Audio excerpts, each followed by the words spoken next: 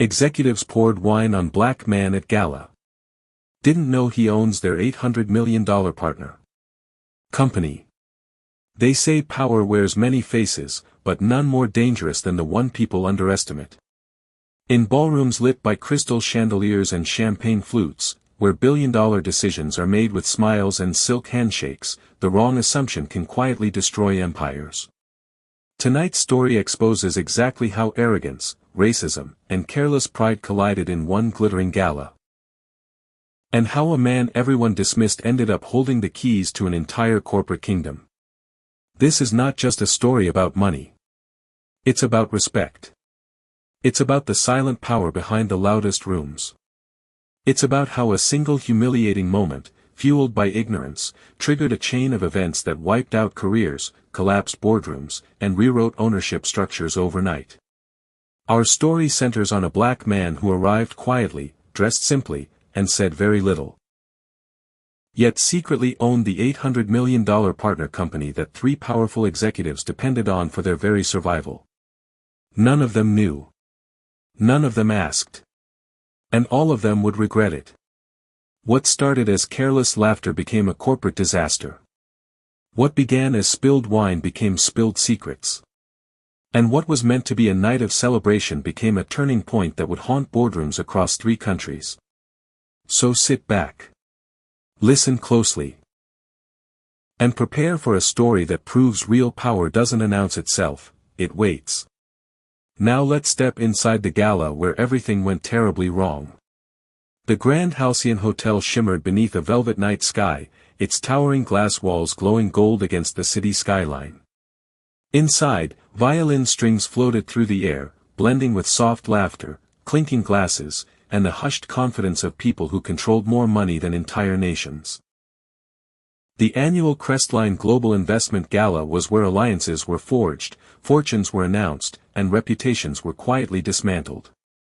Executives moved like royalty, tailored suits brushing marble floors.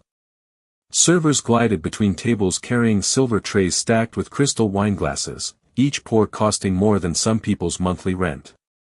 Cameras flashed near the stage, capturing handshakes and smiles between CEOs who would be making billion-dollar decisions before sunrise. Near the back of the ballroom, standing beside a massive pillar carved with gold leaf, was a man no one recognized. His name was Marcus Ellison. He wore a charcoal suit, well-fitted but modest, no flashy cufflinks, no diamond watch, no entourage. His shoes were polished, but plain. He stood quietly, hands folded in front of him, calmly observing the room as though he had all the time in the world. In reality, he owned most of it. Marcus was the majority shareholder of Halcyon Dynamics, an $800 million logistics and manufacturing powerhouse that Crestline Global depended on for shipping, production, and overseas licensing. Without Halcyon, Crestline's newest tech rollout, their biggest expansion in company history, would collapse. But Marcus had chosen not to announce himself. Tonight wasn't about celebration for him. It was about evaluation. He had recently purchased controlling interest in Halcyon quietly, using holding firms and offshore acquisitions.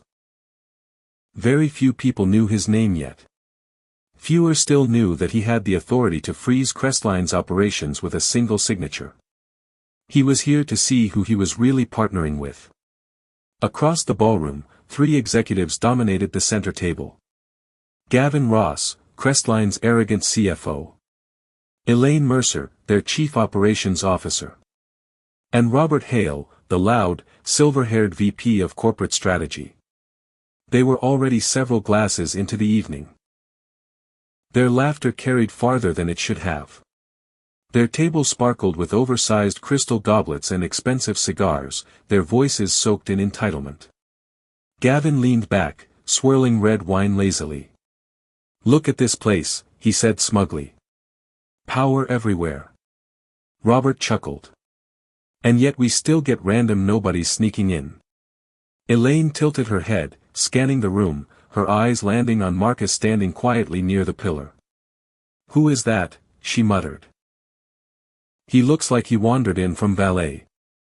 Gavin squinted. Probably someone's driver or assistant. Robert smirked. Someone should remind him he's at the wrong table. They laughed. A server approached their table to refill glasses, and Gavin waved him closer. "Hey," Gavin said, nodding toward Marcus. "Why don't you bring that guy here? Let's welcome him."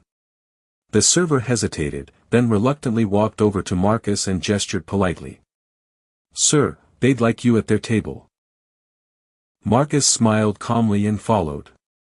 As he approached, conversations nearby began to quiet. Something about his presence was steady, controlled, like a storm waiting behind clear skies. Gavin stood, offering a fake smile.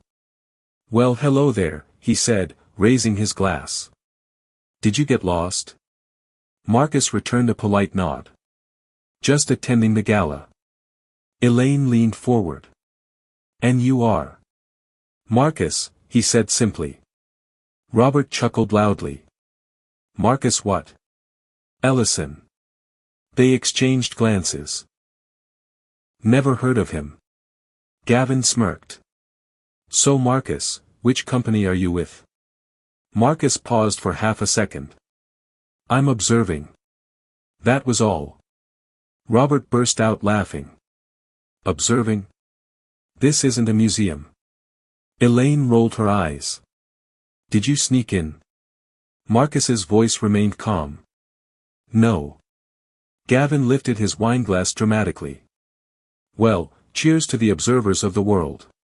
He tilted his glass toward Marcus, then, accidentally, tipped it. Red wine poured down Marcus's jacket, soaking into the fabric, dripping onto the marble floor. The table erupted in laughter. "Oh my God," Elaine gasped sarcastically. "How clumsy." Robert leaned forward, grinning. "Oops."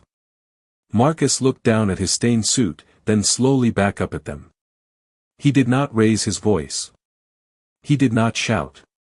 He simply asked, "Was that intentional?" Gavin shrugged. "Relax, man. It's just wine." Several nearby guests watched uncomfortably. A few servers froze. Marcus reached into his pocket, removed a handkerchief, and calmly wiped his lapel. "Thank you for clarifying," he said softly. Then he turned, and walked away. They laughed harder. "Did you see his face?" Robert snorted. "Probably his only good suit." Elaine shook her head. "These people get too comfortable in places they don't belong." None of them noticed Marcus walking straight toward the private elevator reserved for board members and owners. Inside, he made one quiet phone call. "Freeze Crestline's outbound manufacturing shipments effective immediately," he said calmly. "And pull the preliminary merger documents. I'll be reviewing everything personally." There was a pause on the other end. Then, "Yes, Mr. Ellison." Marcus looked at his reflection in the elevator mirror, wine stain still faintly visible. "They'll know my name soon," he said quietly. The elevator doors closed. And above the ballroom, far from laughter and clinking glasses, the first domino quietly tipped. Because by morning, Crestline Global would wake up to an email that would send their stock into free fall, and 3 executives into panic. But they had no idea yet. They were still laughing. And they were about to lose everything. By sunrise, Crestline Global's internal messaging system was already collapsing under panic. Phones rang across 3 continents as executives woke to emergency notifications stamped with red priority flags. Manufacturing hubs in Singapore, Poland, and Mexico reported full operational freezes. Logistics partners sent formal suspension notices. Warehouse supervisors stood in silence beside idle conveyor belts. Millions of dollars in inventory sat locked behind software permissions that had suddenly vanished. At 7:04 a.m. Gavin Ross spilled coffee across his desk when the subject line arrived. Halcyon Dynamics, Contractual Restructure Notice. He clicked it twice before the words fully registered. The message was short, brutal, and final. All Crestline manufacturing support, licensing privileges, and shipping authorizations were suspended pending executive-level review by majority shareholder Marcus Ellison. Gavin reread the name. His stomach dropped. Elaine Mercer was already dialing him. "Gavin," she whispered urgently, "do you know who Marcus Ellison is?" He didn't answer. Robert Hale burst into the executive floor moments later, face pale, tie crooked. "We're shut down," he said hoarsely. "Europe's frozen. Asia's frozen. Our entire tech rollout is dead." Gavin finally spoke. "Marcus Ellison." Silence filled the room. Elaine slowly sat down. "That was the man last night." Robert swallowed. "The one with the wine." Within hours, Crestline stock slid downward like a collapsing bridge. Analysts flooded business networks with speculation. Insider forums whispered about breach of partnership disasters. Journalists hunted anonymous leaks. A headline crossed international markets before noon. Mystery investor freezes $800 million partner, Crestline shares fall 18%. By noon, the board demanded answers. By 2, they demanded blood. By 4, they demanded a meeting with Marcus Ellison. Marcus, meanwhile, sat calmly in a private lounge overlooking the harbor, reviewing digital documents on a tablet. His assistant approached carefully. "They've requested an emergency audience," she said. Marcus nodded once. "Schedule it for 7. At 7 sharp, Crestline's executives were ushered into Halcyon's top-floor boardroom. No photographers. No press. Only polished oak walls, a panoramic city view, and one man seated at the far end of a massive glass table. Marcus stood as they entered. Gavin attempted a smile that collapsed halfway. "Mr. Ellison," he said quickly, "we." Marcus raised a hand. "Sit." They obeyed. He did not raise his voice. He did not smile. He simply slid 3 folders across the table. "These are recorded witness statements from last night," he said evenly. "Security footage. Server logs. Audio transcripts. And a formal documentation of contractual behavior violations." Elaine's fingers trembled as she opened her folder. Robert stared at his. Gavin felt sick. "You publicly humiliated a partner," Marcus continued. "You created a hostile professional environment. You violated our dignity clauses, reputation safeguards, and mutual conduct obligations." Robert stammered, "We didn't know who you were." Marcus tilted his head. "And that made it acceptable?" Silence. "You assumed I was less than you," Marcus said. "Because I stood quietly. Because I did not announce my wealth. Because my skin did not match your expectations." No one spoke. "I acquired Halcyon Dynamics to build equitable global partnerships," he continued. "Not to empower arrogance." Gavin leaned forward desperately. "We can apologize. We can issue statements. We can." Marcus raised his hand again. "You can restructure." They stared. "Effective immediately," Marcus said, sliding another document forward, "Halcyon will retain 41% ownership of Crestline's new technology branch. Executive compensation packages will be reduced. Diversity governance oversight will be implemented. And your board will expand with independent compliance directors." Elaine whispered, "That's controlling interest." "Yes," Marcus said. "And that is the cost of disrespect." Robert's voice cracked.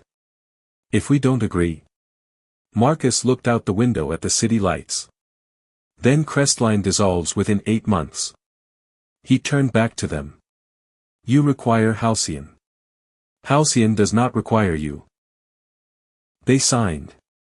That night, Crestline's leadership was quietly dismantled and rebuilt under new governance. Several senior advisors resigned. Compensation disclosures were rewritten. A formal public apology statement was drafted, reviewed, rejected, rewritten, and finally approved by Marcus personally. The next morning, the media exploded. Black investor takes control after gala incident. Boardroom humiliation costs executives millions. Mystery CEO reveals himself. Marcus Ellison's name flooded business channels. His face appeared on screens. His calm voice filled interviews. "I am not here to punish," he said on live broadcast. "I am here to correct." The gala incident became a case study. MBA programs discussed it. Corporate ethics seminars referenced it. Diversity councils cited it. Crestline's 3 executives quietly disappeared from public spotlight. Gavin resigned within 3 weeks. Elaine was reassigned to compliance consulting. Robert accepted a silent retirement package. And Marcus continued to expand Halcyon. Months later, at another international summit, a young executive approached Marcus cautiously. "Sir," he said, "everyone knows your story." Marcus smiled gently. "Then they know to look twice." The man nodded respectfully and stepped away. Marcus turned toward the balcony, watching lights ripple across the harbor. Power, he knew, did not need to announce itself. It only needed to stand when tested. And sometimes, all it took to change an empire was one quiet man, and one careless glass of wine.